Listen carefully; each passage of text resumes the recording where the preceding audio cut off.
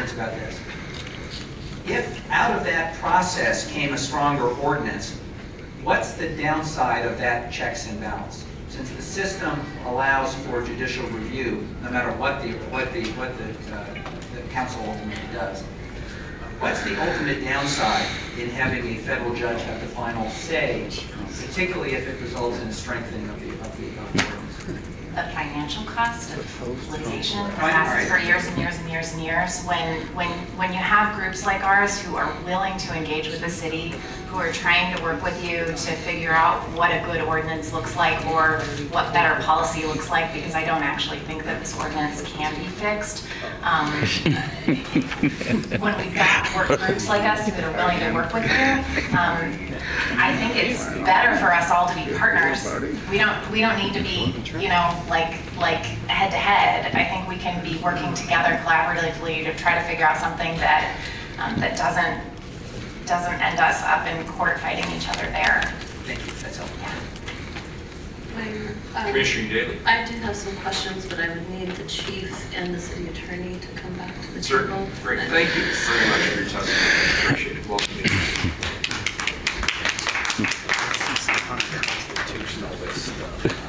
Thank you. So there's often pressure to rush through these hearings. I think this conversation is too important to rush through, and this is an opportunity to put a lot of concerns on the record and to bring questions and concerns from the community. I am concerned with leaving enough time for public testimony, so I'd like to ask my colleagues who can stay past 5 o'clock. It's 5:30. I had a long plan. They don't find what's here. It looks like we have a quorum at least till 5:30, and I think possibly beyond. So I have been crossing out questions and trying to prioritize throughout this whole proceeding because many of my questions have been answered, and just for the sake of time, if you don't know, just say you don't know and you'll get back to me. If it's a yes or no, feel free to give me a yes or no. I won't think you're being curt, but here we go. In 1970, the Portland Police Bureau committed to not using violence on non-violent protesters after a particularly violent crackdown on peaceful anti-Vietnam War protesters in the South Parklands. I would like to know how many settlements we've had to make with protesters since then related to excessive use of force by police during demonstrations and what the estimated cost of these suits were. Probably you're going to have to get back to me. Reverend Taylor, correct. How many pending lawsuits are there against the city from protesters or advocacy organizations for demonstrations between November 2016 and now? What is the estimated cost to the city to defend these lawsuits? Robert Taylor, since October 2016, approximately 13 lawsuits have been filed. We have in-house lawyers in the city attorney's office, so there's no additional cost to defend those. But it is costing them some time that they could be spending on other work, if I'm not mistaken. That's okay. In response to this proposed ordinance, Daryl Turner, police union president, recently decried the overemphasis on de-escalation and disengagement. Is this view on de-escalation consistent with that of PPB leadership, Chief? Danielle Avalon, Chief of Police, no, it is not.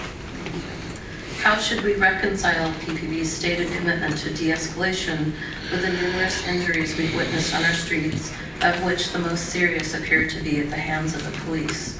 These injuries include third-degree chemical burns, open wounds, and at least one traumatic brain injury.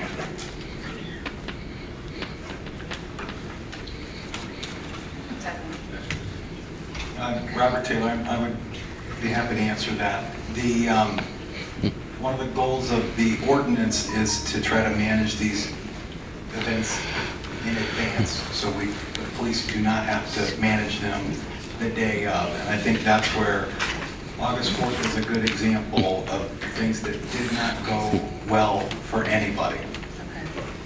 The next three questions are about dispersal orders, which I have found myself caught up in both before and after taking my seat on City Council. What are the, and I'm going to read them together and you can respond. What are the conditions that have to be in place for PPB to demand a dispersal order? Dispersal orders are often contradictory, difficult to understand, or given without enough time for people to respond. What is PPP doing to remedy this? And why do the police believe that after giving dispersal orders, people who remain are fair game to be subjected to violence, even though they are not committing any violent act by remaining? Ryan Lee, Assistant Chief of Police. The conditions to have PPB demand a dispersal order are outlined in Oregon Revised Statute 131.675. It's dispersal of all lawful or riotous assemblages. Essentially, when any 5 or more persons, whether armed or not, or unlawfully or riotously assembled in a city, in our particular case, the police can issue an order, a command to disperse. Failure to disperse is an illegal activity. Could you repeat your second part of that question?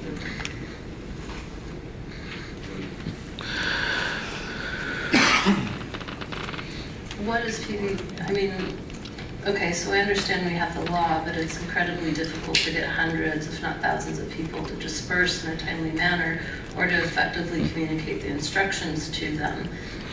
Also have an issue with the fact that hundreds or thousands of people can be involved in a peaceful protest and 5 bad actors could cause the entire protest to require to disperse, and the failure to do so makes everyone engaged in criminal activity. That just doesn't seem reasonable or workable. Commissioner, I'm stating to you what the standard for the law is. The police bureau holds themselves to a higher standard in abundance of caution when dealing with the public. In regards specifically to how, and again, my apologies, Ryan Lee, Assistant Chief of Police, for the record. The police bureau's acquired specific equipment to make sure that our instructions are more easily understood from a greater distance away for those involved in protest. We also have the incident commander for any of these events approve whatever those dispersal orders are going to be. They review them ahead of time. The incident commander issues the order for those dispersal orders to commence. They're in an incident command post separate from the event where they've got a clock. It's a more sterile environment. They try to afford as much time as possible as reasonable. And then to ensure that the instructions are consistent whenever it's feasible, the technology we've actually bought allows for the instruction to be recorded, so it's the exact same instruction that's going out over and over again. Okay, I appreciate the explanation for what is happening, but what is happening is not working and it's not safe for people who are engaging in legal, nonviolent protests. So I'm going to cut off this question and just say I would like to hear back from the Bureau any ideas or strategies you have for improving on that process. Make sure we have to have that conversation. Thank you. From videos I've seen, it appears that counter demonstrators, and I'm talking about counter demonstrators against far-right extremists, are always the ones who are asked to disperse. Is this true? Yes. I'm sorry, Commissioner, can you repeat that? To the best of Actually, my no. knowledge, counter demonstrators against far-right extremist groups are always the ones asked to disperse, not the far-right extremist groups who are provoking counter demonstrations. Deputy Chief Robert Day, Portland Police Bureau, and there have been many of these events, Commissioner, and we could not agree or disagree with that statement because it is definitive to say always, and I can't speak to every event that's occurred and every moment of these actions that occurred in that time. But we can go back and look and provide you more information on that observation. A time frame you want us to look at or a specific event you want us to look at. I apologize, I don't have the dates, but I think in the most recent, or one of the most recent counter protests that resulted in police violence, I would like to know if you can provide video or other evidence that counter demonstrators threw projectiles at police before the police began using violence in any of those recent demonstrations. Obviously, that's one you're going to have to get back to me on. Yes, we'll follow up on that, Commissioner. Robert Day, Deputy Chief. Next question is about crowd control techniques. How is it legal to subject everyone in a crowd to chemicals, flashbang grenades, and other dangerous weapons when there is no individualized reasonable suspicion that they are committing crimes, much less violent crimes? Maybe that's the city attorney. Robert Taylor, City Attorney's Office.